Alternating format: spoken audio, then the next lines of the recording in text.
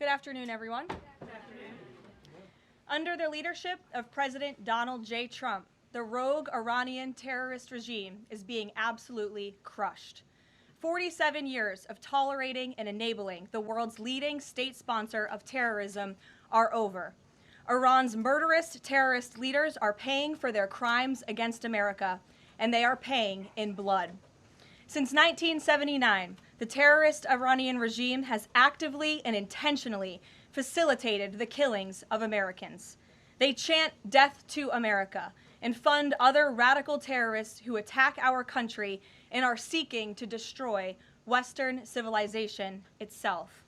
These terrorists seized our embassy and took 66 Americans hostage in Tehran. They slaughtered 241 U.S. service members with a truck bombing in Beirut.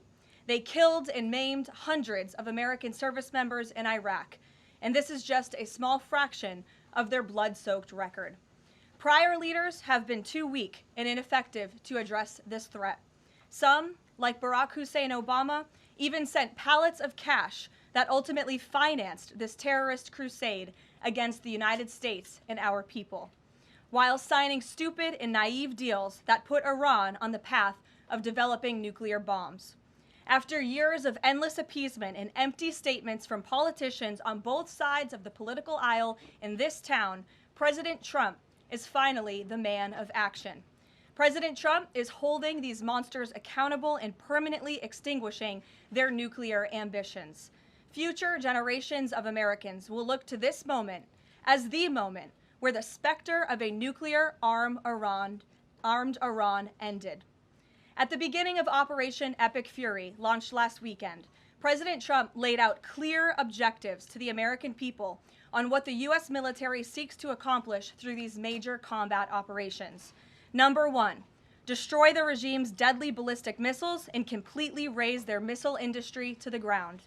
Number two, annihilate the Iranian regime's navy. And so far, we have destroyed more than 20 Iranian ships, including their top submarine last night, using a torpedo for the first time since World War II. There is not a single Iranian ship underway in the Arabian Gulf, Strait of Hormuz, or the Gulf of Oman. Number three, Operation Epic Fury will ensure the regime's terrorist proxies in the region can no longer destabilize the region or the free world and attack our armed forces. And thus far, Iran's proxies are hardly putting up a fight. Number four, this mission will guarantee that Iran can never obtain a nuclear weapon. It's safe to say that thus far, Operation Epic Fury has been a resounding success. American forces have struck more than 2,000 targets, destroying hundreds and hundreds of ballistic missiles, launchers, and drones. As the Department of War said this morning, we expect to have complete and total dominance over Iranian airspace in the coming hours, clearing the skies for our brave warriors to continue achieving these noble and long sought-after objectives. There's been a lot of misreporting and intellectual dishonesty from the American media on why President Trump decided to launch this operation. So let me remind you, Operation Midnight Hammer, which took place last June, obliterated Iran's 3 major nuclear sites. Yet the terrorist Iranian regime has remained fully committed to rebuilding its nuclear program. How do we know this? Because Iran has pursued this path of war and violence despite President Trump dispatching 2 of his top and most trusted negotiators to engage in exhaustive and good faith negotiations to try and reach a deal. And the world knows this president's preference is always peace and diplomacy first. Look no further than the 8 additional global conflicts he has ended in the past year as proof. Unfortunately, the terrorist Iranian regime refused to negotiate in good faith. They chose this path of violence and destruction, and they are reaping the consequences of their horrible decision. The regime did what they always have done. They lied, they delayed, they tried to string the United States of America along. They wanted to buy themselves time to continue building ballistic missiles and other deadly weaponry that could harm our U.S. personnel and troops in the region, and to continue aggressively pursuing their unacceptable nuclear ambitions. U.S. negotiators offered to lift crippling sanctions on Iran and even provide nuclear fuel to Iran at no cost to support a civil nuclear power program. They additionally had the opportunity to accept U.S. support as an investor in potential projects to develop peaceful nuclear energy together under a mutually agreed upon framework. Yet in response, Iran would have to forfeit their enrichment capacity once and for all. But Iran rejected. They accepted none of these generous and unprecedented offers by the United States. Simply put, they refused to say yes to peace. And their refusal made clear that their number one priority was building a nuclear weapon with which to threaten the United States of America. Again, the country they have been chanting death to for nearly 5 decades. Let me state this again clearly. Iran rejected the path of peace because the terrorists in charge of this regime wanted to build nuclear weapons to use against Americans and our allies. President Trump made the determination, a courageous determination and decision, that the path the United States was on with Iran had only one outcome: massive death and destruction at the hands of a nuclear-armed terroristic regime. That path of death and destruction and threats against the American people have ended with Operation Epic Fury. Operation Epic Fury has forged a new path that will better ensure the security of the United States and our people. The terrorists made a bet that President Trump would be like many of his predecessors, that he would just talk and he would refuse to enforce his clear red lines. But that has proven to be a catastrophic error in judgment. When President Trump makes a threat, and I have reiterated that threat many times from this podium to all of you over the past year, President Trump does not bluff. The president's words are backed up by the mightiest warriors in the world who possess the most sophisticated capabilities this world has ever known.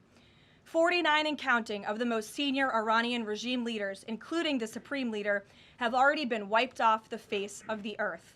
Make no mistake, killing these brutal terrorists is good for America and makes the world a much safer place. I want to also extend our prayers and condolences to the families of the 6 U.S. military service members who have been lost in Operation Epic Fury. These heroes represent the very best among us. They laid down their lives in defense of our country, and we will never forget their legacy or their sacrifice. As the president said, we grieve for these American patriots and their families as we continue the righteous mission for which they gave their lives. President Trump intends to attend the dignified transfer of these American heroes to stand in grief alongside their families. I understand the Department of War is working on scheduling this transfer, and we will provide updates at the appropriate time. Finally, the Trump administration is also doing everything within our power to protect Americans in harm's way. Since the launch of Operation Epic Fury, more than 17,500 Americans have safely returned home from the Middle East, with over 8,500 American citizens returning home to the United States just yesterday alone. If you are a U.S. citizen in the Middle East looking to return to the United States, the Secretary of State asks that you please register with the State Department at step.state.gov. The State Department will identify where you are and provide travel options directly to you. The administration is already rapidly chartering flights free of charge and booking commercial options, which we expect to become increasingly available as time goes on and the success of this mission further comes to fruition. I know the President and Secretary of State Rubio have been in touch as well with our allies in the region directly about this problem, making it clear that it is a priority of the United States of America to bring every American home. The Trump administration will not rest until every American is home safely and until the terrorist threat from Iran has been completely destroyed. With that, I'll take your questions. Eric, why don't you kick us off today? Thank you for being here. Thanks so much for having me. It's great to be here. As you mentioned, Iran's regime, its leadership has largely been decimated. Do we have a sense right now of who is actually calling the shots in Iran? And we're also hearing reports that the Supreme Leader's son may be named his successor. Do you have any more information about that? I just had a quick follow-up as well. Sure. We've seen those reports as well, of course, and this is something that our intelligence agencies are closely monitoring and looking at. The truth is, we'll have to wait and see. The president has said repeatedly that the objectives of Operation Epic Fury are the 4 military objectives that I laid out for you previously: to destroy Iran's navy, to destroy their ballistic missile capacity, to ensure their proxies in the region can no longer harm Americans, and to also ensure that they can never obtain a nuclear nuclear weapon. As for what comes next for Iran, the president has said, of course, it's a good thing for the United States to want freedom for the Iranian people, and ultimately we hope that freedom rests in their hands. Karoline, we see the Arab and Muslim nations coming under fire as well. President Trump's vision for the region has been to bring the Arab and Muslim nations to the table together, Abraham Accords, obviously, with Israel. If this regime topples, could we see a new day in the region and really a new Middle East come out of this when the dust settles? Well, the greatest deterrent to true and long-lasting peace in the Middle East has always been the rogue Iranian terrorist regime. And our Arab and Gulf partners in the nation admit that, as well as, of course, our close friend and ally Israel. We have seen all of the Arab partners in the region come together during this time on the phone with President Trump, many of them commending him for this bold and brave action to protect American troops and our bases in the region that are housed in many of these Arab and Gulf states. And I know that many of these regional partners are contributing their air defense capabilities as well. Jordan, Bahrain, Saudi Arabia, the UAE, Qatar, Kuwait, and the president continues to be engaged with all of them. Welcome. Garrett. Also have two, if you'll humor me. Axios, I think, was the first to report this morning this phone call between the president and Prime Minister Netanyahu, saying that Netanyahu had given the U.S. this information about where the Ayatollah would be and that he'd be with these deputies on Saturday. How important was that information in the president making the decision to strike where and when he did? I think it was important with respect to the timeline, but I think the president, prior to that phone call, had a good feeling that the Iranian regime was going to strike the United States assets and our personnel in the region. And the president was faced with a choice. Does the United States of America use our military and our capabilities to strike first, to take out this threat that has been threatening our country and our people for 47 years, or is he going to, as commander-in-chief, sit back and watch as the rogue Iranian regime attacks our people in the region? That's obviously an unacceptable decision. For the second choice there is unacceptable to the president, which is why he made this decision. As for where the Ayatollah was going to be, that obviously had an impact on the timeline of the operation, but not quite the president's decision in its entirety. And then on the way the public is viewing this, we were sitting here last week, I asked you if the president was going to make this a big part of the State of the Union, if he felt like he had to sell the possibility that he'd do strikes like this. We're now 5 days on. He hasn't done kind of the traditional speech to the nation part of it. Does the president believe the country supports the actions that he's taken so far in Iran? I think he does, and I think the president knows the country is smart enough to read past many of the fake news headlines produced by people in this room that this action was unjustifiable. Again, this is a rogue terrorist regime that has been threatening the United States, our allies, and our people for 47 years. And the American people are smart enough to know that. And they've also been smart enough to listen to the president himself, not just over the past year in this second term, but during his first term as president, and also for the past 40 years of his life. This is a president who has been remarkably consistent on this issue, that Iran can never obtain a nuclear weapon. And the president tried peace through diplomacy, exhaustively and extensively. He and his team gave it their best go, and the president ultimately came to the determination of that peace was not a pursuable path. The Iranian regime, they want death, they want destruction, they want to kill Americans, and that's unacceptable to this president. It's intolerable to him as commander-in-chief. Jackie. Thank you, Caroline. Obviously seen the update from the State Department on the 17,500 Americans that have already come back, including some 8,000 just yesterday. There are still 6,000 that are looking to get out, as I understand it. And just in the context of what you just told Garrett about the president's decision on a timeline, if he had decided to do this strike before receiving, the specific intelligence about the meeting on Saturday, should there have been more done in advance of the strikes to try to get those Americans in the region resources and information to get home before day 3 of the war? There was many signs put out by the State Department, and I wish that everyone in this room would report on them. The Secretary of State issued level 4 travel advisories dating back to January for many of these countries in the region. On January 14th, the U.S. mission to Saudi Arabia advised personnel and Americans to exercise increased caution and limit non-essential travel to any military installations. On February 11th, the U.S. Department of State Consular Affairs shared a list of countries with level 4 do not travel advisories. You can't be much more clear than that. Do not travel to these following countries. On February 23rd, the U.S. Embassy in Lebanon ordered non-emergency government personnel and family members to leave Lebanon due to safety risks, and we helped them do that. On March 2nd, the State Department urged U.S. citizens to depart Lebanon immediately. With respect to Iran, on February 27th, the Secretary designated Iran as a state of sponsor of wrongful detention and stated no American should travel to Iran for any reason. And again, on February 27th, the U.S. ambassador to Israel warned Americans to leave Iran, and they provided travel advisory alerts through the U.S. Embassy in Jerusalem. So the State Department was all hands on deck on advising extreme caution and do not travel alerts to Americans in the region. With respect to the Americans who are still in the region now, again, the State Department is asking that they register at the website so they can directly identify you, and we are actively and rapidly working to charter flights.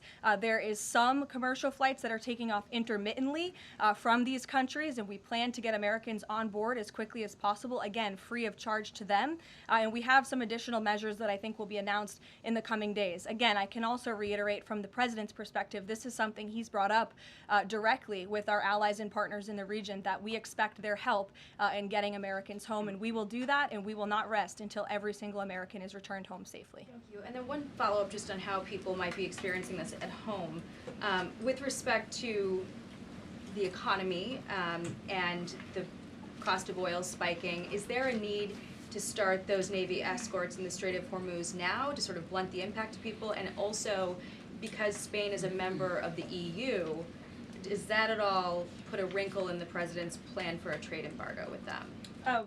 With respect to Spain, I think they heard the President's message yesterday loud and clear, and it's my understanding over the past several hours they've agreed to cooperate with the U.S. military, and so I know that the U.S. military is coordinating with their counterparts in Spain, but the President expects all of our European allies, of course, to cooperate in this long sought-after mission, not just for the United States, but also for Europe, to crush the rogue Iranian regime that, again, not only threatens America, but also threatens our European allies as well.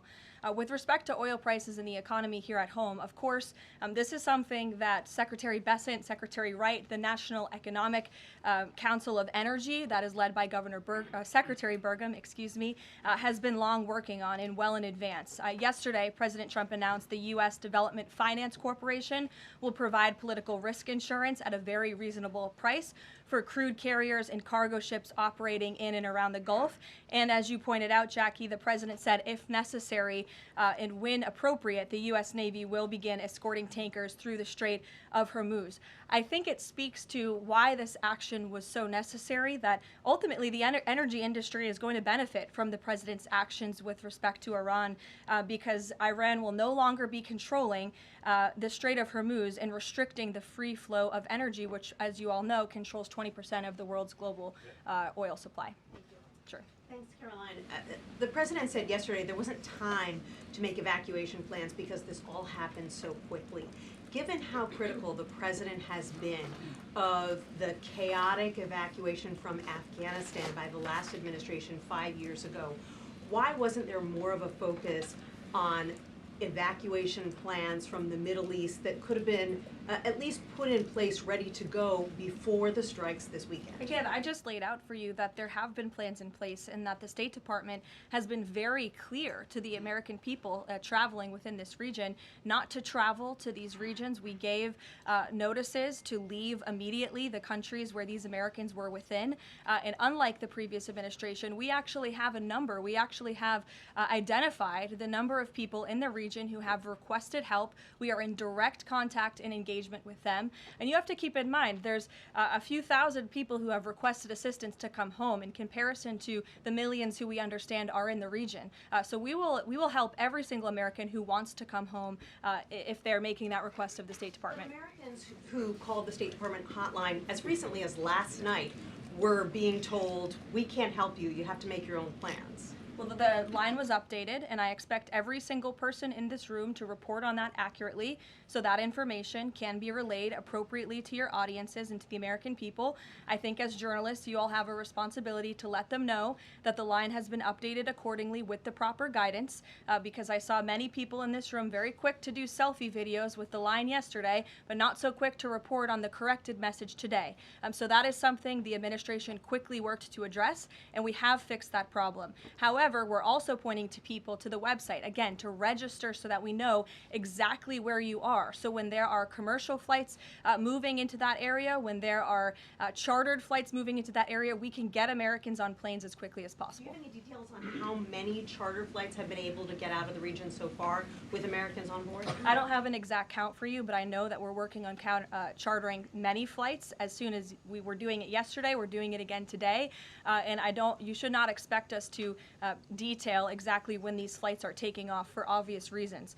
The Iranians have shown that they are not going to hesitate to target civilians in the region, which is completely intolerable. But for safety and security reasons, we're not going to be broadcasting when flights full of Americans are going to be taking off, obviously. Danny. At the top there, you said that the Iranian regime is being absolutely crushed. Can you explicitly say then whether or not regime change is a goal of President Trump's operation? The goals of this operation have been made very clear, Danny, and the president has said them in his speech when he launched this operation and released that video in the middle of the night to all of you and to the world. The stated military objectives of Operation Epic Fury are as follows: eliminate Iran's ballistic missile threat, destroy their naval capability, disrupt missile and drone production infrastructure, sever their pathway, and end their pathway to nuclear weapons. And I can report, as you all saw from the Pentagon today, that thus far this operation has been remarkably successful. Again, we're moving towards complete and total control of Iranian airspace. We have continuous 24/7 strike operations ongoing.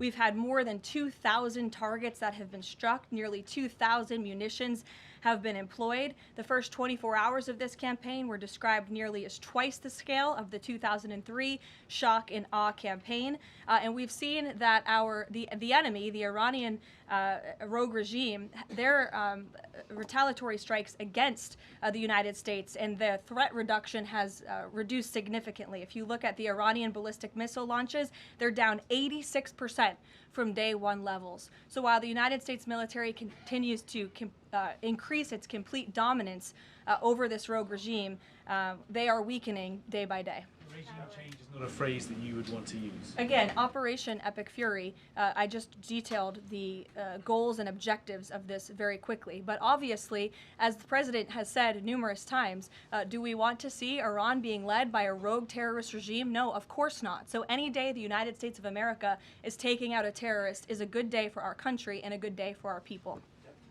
Given that point that you just make about the United States wouldn't mind seeing the government overthrown, certainly President Trump has talked about wanting to see Iranians overthrow the government. Has the president considered at all kind of how he views a U.S. role, if any, in Iran post-conflict? I think it's something the president is actively considering and discussing with his advisors and his national security team. But again, right now, the focus, minute by minute, hour by hour, day by day, is on ensuring the quick and effective success of Operation Epic Fury. Sure. Go ahead. I want to ask you about the U.S. munitions I stockpile. don't even know who's speaking because I wasn't looking at you. You can ask a question and then I'll go to you. Caroline, I want to ask you about the U.S. munitions stockpile.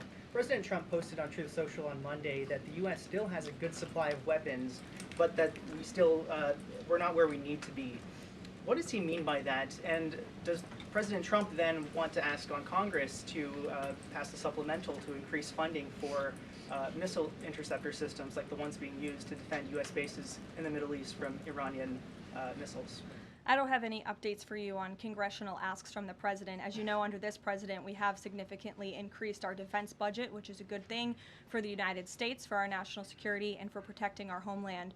With respect to munitions, ammunition, weapon stockpiles, the United States of America has more than enough capability to not only successfully execute Operation Epic Fury, but to go much further. And we have weapon stockpiles in places that many people in this world don't even know about. However, the president in that post Post was pointing out that, unfortunately, we had a very stupid and incompetent leader in this White House for 4 years who gave away many of our best weapons for nothing, for free, to another country very far away by the name of Ukraine. So the president was pointing out how that was an unwise decision, but nevertheless, don't doubt the strength and the might of the American military. And I will also add, President Trump has rightfully been calling on defense contractors in this country to rapidly and aggressively produce American-made weapons because they are the best in the world. And the president always likes to get things done as quickly as possible. And so he's been quite vocal in his efforts to try to speed up our defense industry to protect our homeland. Karoline, can you use some, Go ahead. Karoline, could you tell us about the president's current thinking about ground troops and whether they could be used? If they were to be sent into Iran, what would they be used for? What's the situation of that? Well, they're not part of the plan for this operation at this time, but I certainly will never take away military options on behalf of the President of the United States or the Commander-in-Chief, and he wisely does not do the same for himself. I know there's many leaders in the past who like to take options off of the table without having a full understanding of how things could develop. So again, it's not part of the current plan, but I'm not going to remove an option for the President that is on the table. Sean. Did the United States airstrike a girls' elementary school and kill 175 people? Not that we know of, Sean, and the Department of War is investigating this matter, and I would just tell you very strongly, the United States of America does not target civilians, unlike the rogue Iranian regime that targets civilians, that kills children, that has killed thousands of their own people in the past several weeks, and uses propaganda quite effectively, and unfortunately many people in this room have fallen for that propaganda. So I would caution you from pointing the finger at the United States of America when it comes to targeting civilians, because that's not something that these armed forces do. Reagan. Thanks, Caroline. Prior to the Iran conflict, the SAVE Act was really the focus of the news cycle. Is the SAVE Act still a priority for the administration? Absolutely. Could you just provide an update on the administration's talks with Congress to get the SAVE Act through? SAVE Act is absolutely still a priority for this president and the administration. The focus, of course, of much of the president's time right now is on ensuring the success of Operation Epic Fury, but the president can walk and chew gum at the same time, and he's very much continuing to focus on the issues that matter here at home for the American people, including the passage of the SAVE Act, including on bringing down the cost of living, which is why you'll see the president in about an hour and a half at the Ratepayer Protection Pledge Roundtable, where he will be sitting with big tech companies, with AI companies who are building in communities across the country and have pledged to pick up the cost of the electricity tab in these small towns and communities across the country, which is a great thing for American consumers. So you'll be hearing from the president directly on this very important domestic agenda item later this afternoon, and it's something that he mentioned in his State of Union address. So check it off the list as another promise made and kept by this president. Sure, go ahead. Thanks, Caroline. I just wanted to get back to Danny's question. So those 4 objectives that you read out do not explicitly include regime change. If those objectives were achieved and the Islamic Republic still existed, would that be an acceptable outcome? It's a hypothetical question that I'm not going to engage in. Again, right now the president and the commander-in-chief are focused on executing the success of Operation Epic Fury, which we are already doing so in a very tremendous and impressionable way. Stephen. Thank you, Caroline. 2 questions. The Trump administration reportedly is considering arming Kurdish forces in the hopes of inspiring a popular uprising in Iran. Could you comment on that report? I can comment on the fact that the president has held many calls with partners, allies, and leaders in the region, in the Middle East. He did speak to Kurdish leaders with respect to our base that we have in northern Iraq. But as for any report suggesting that the president has agreed to any such plan is completely false and should not be written. President Trump was saying yesterday that he is okay with someone from within taking over in Iran. He spoke about how Venezuela he saw as a successful model where Delcy Rodriguez took over and had a better relationship. Iran's President Pezeshkian, he took office in 2024 as a relative reformer. He's part of a 3-man council now replacing the supreme leader. Does President Trump see him as a potential successor who is more pliable? Again, that's another hypothetical, and I haven't spoken to the president about this specific individual, so I don't want to get ahead of him on any assessments that should be made. Thank you. Yesterday, the president acknowledged that oil prices will be a bit high.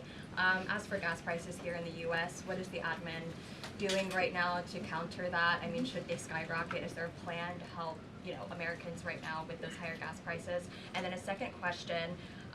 On the rash that was on the president's neck, the White House physician said it was a preventative skin cream that he was using, but why is the president using this cream?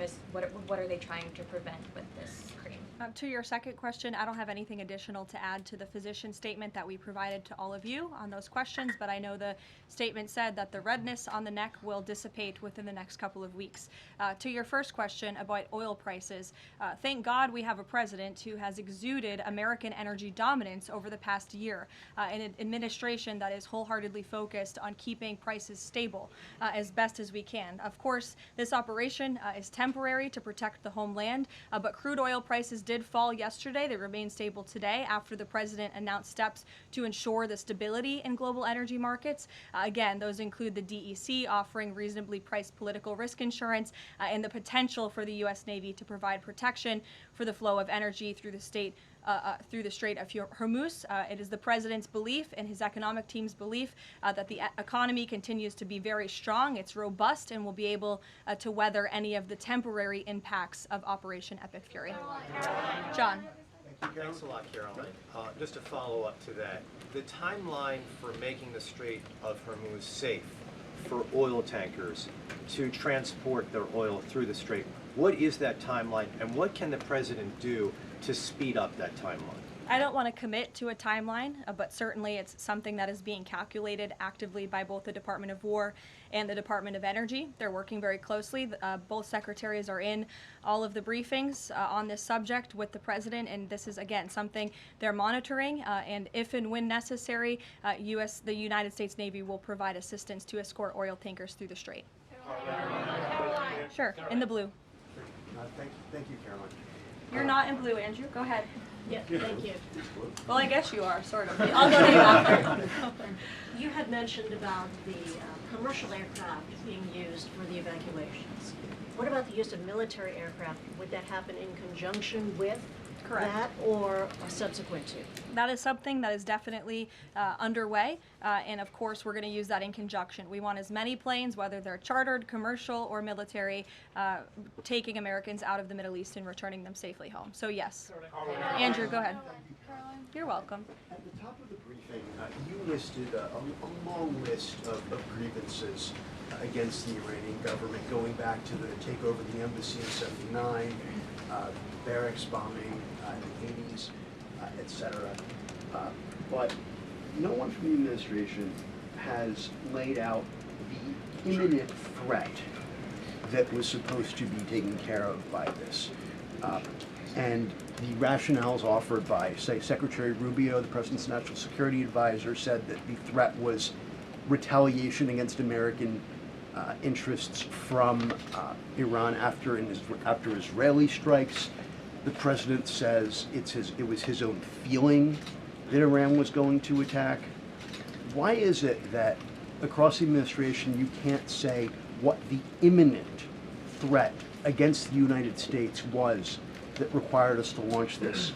And also, Prime Minister Starmer told Parliament today that his reason that he didn't allow the use of British bases was that he was not satisfied that there was a lawful basis and a viable, thought-through plan. Was there an attempt to provide the UK government with a legal basis for these strikes and a viable, thought-through plan? To the first question, I completely reject the premise of your question. You have had the President of the United States, the Secretary of War, the Chairman of the Joint Chiefs, the Vice President of the United States, the Secretary of State, and now I am out here today to explain to you exactly what led the President to make the decision to launch Operation Epic Fury. And President Trump does not make these decisions in a vacuum.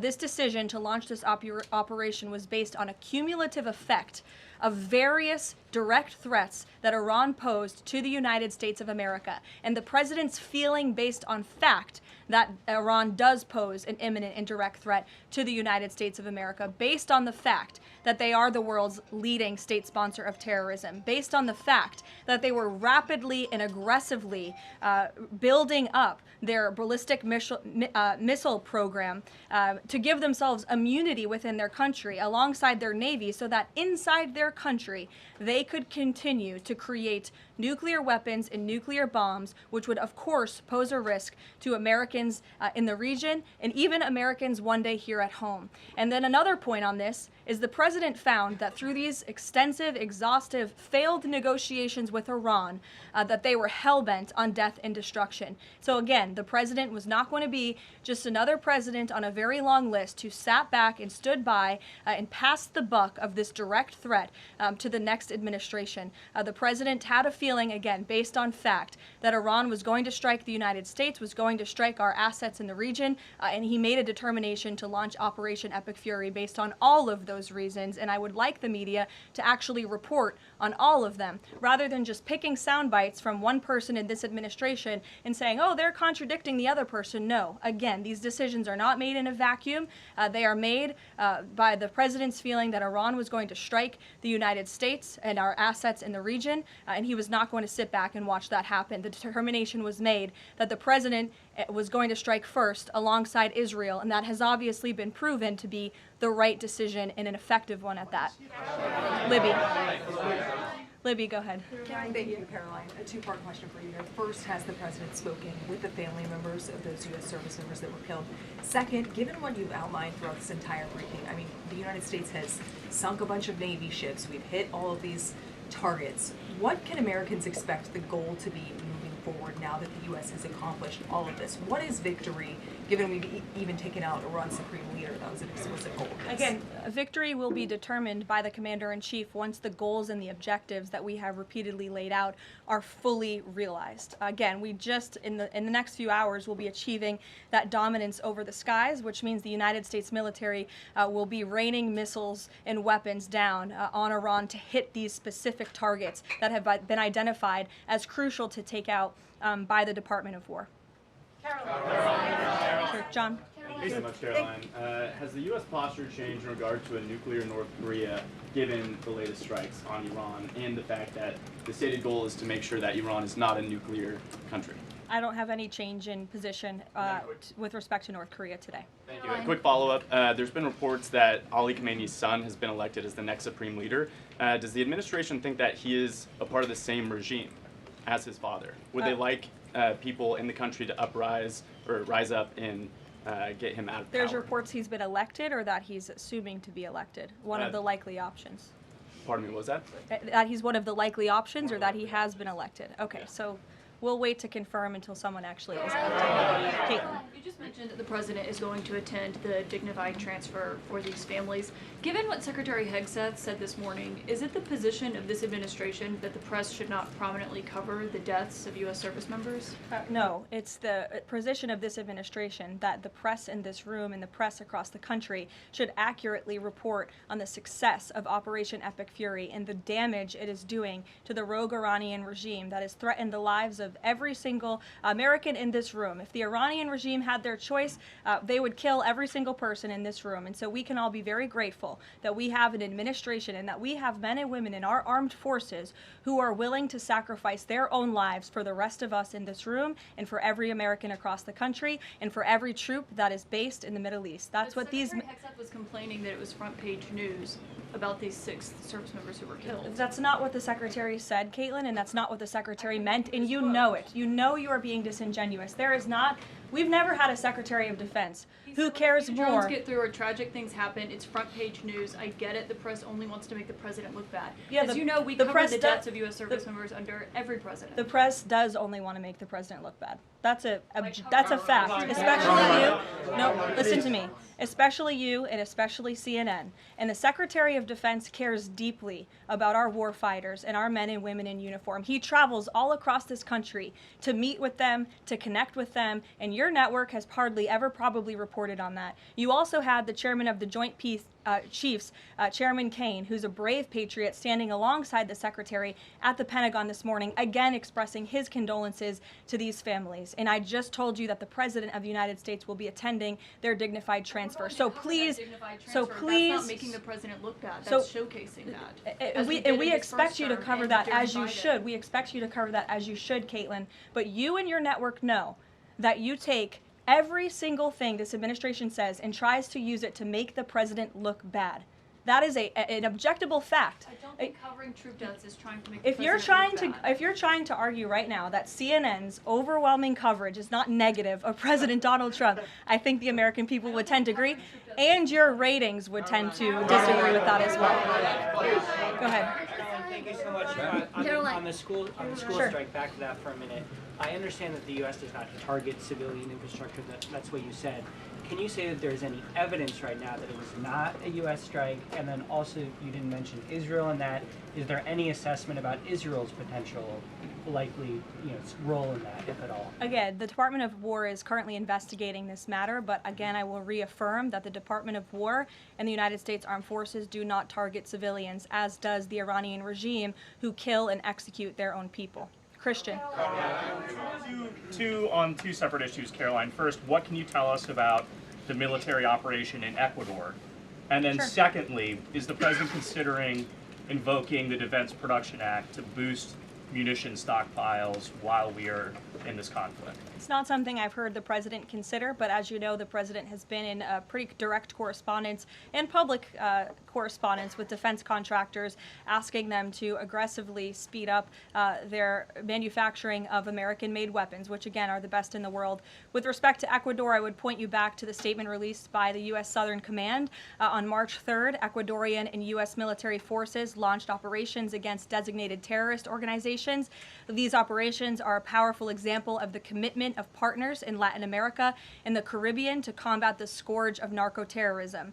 And together, we are taking decisive action to confront narco-terrorists who have long inflicted terror, violence, and corruption on citizens throughout the hemisphere. And on that, I would also add that this weekend, I'm pleased to announce, the president will welcome the heads of state from 12 nations across our Western Hemisphere in Miami, Florida on Saturday. The point of this newfound Latin America summit is to promote freedom, security, and prosperity in our region.